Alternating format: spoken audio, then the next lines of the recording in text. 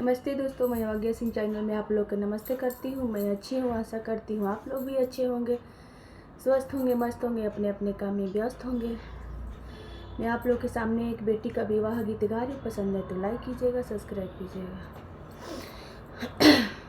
मोरा पिछुआरावा कदमिया के गछिया, अरे तोता मैना लिहले बसेढ़ा रे लालानवा, अरे तोता मैना लिहले बसेढ़ा रे लालानवा।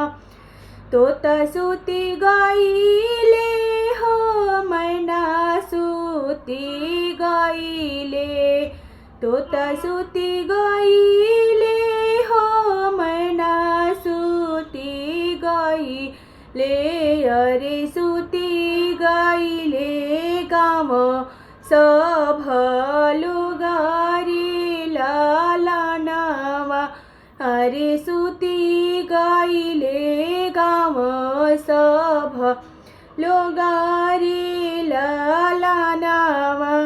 एक नहीं सुतले बेटी के पापा, एक नहीं सुतले बेटी के पापा, अरे परले दहेजवा के सुचारे लालानवा, अरे परले दहेजवा के सुचारे लालानवा।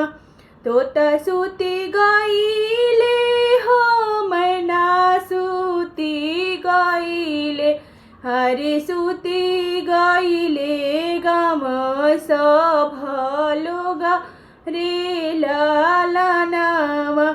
एक नहीं सुतले बेटी के चाचा, अरे परले दहेजवा के सुचारे लालानवा, अरे परले